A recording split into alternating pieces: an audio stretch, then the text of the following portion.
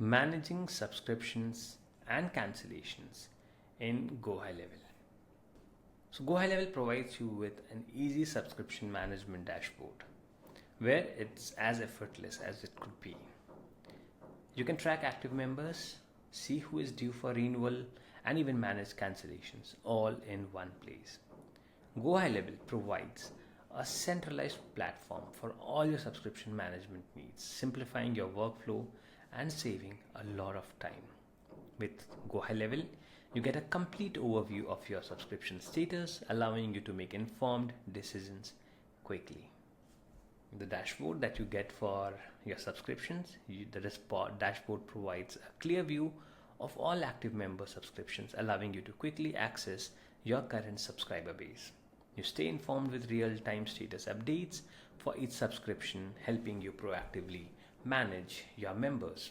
You can track active members, see who is due for renewal, and even manage cancellations all in one place. You have some flexible subscription options from daily, weekly, monthly, one time, and some custom options. Then you also get a streamlined cancellation process. You initiate cancellation, you review the subscription details, you process the cancellation, and you confirm and follow up with the subscriber to make sure that canceling was as easy as paying was.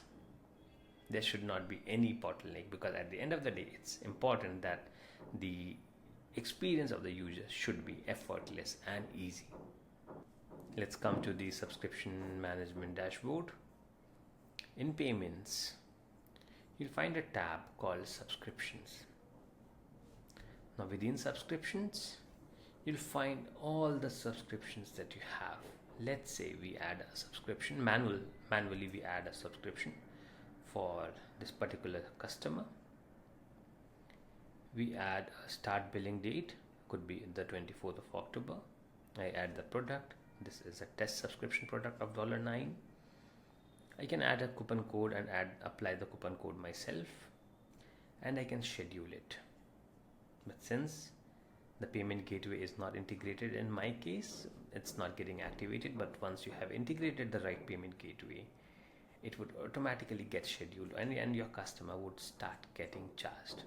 Now this is the manual way of adding subscriptions.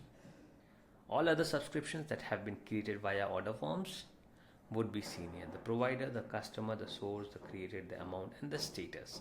The status is where you see whether the subscription is due, it has been paid, or whatever the statuses are.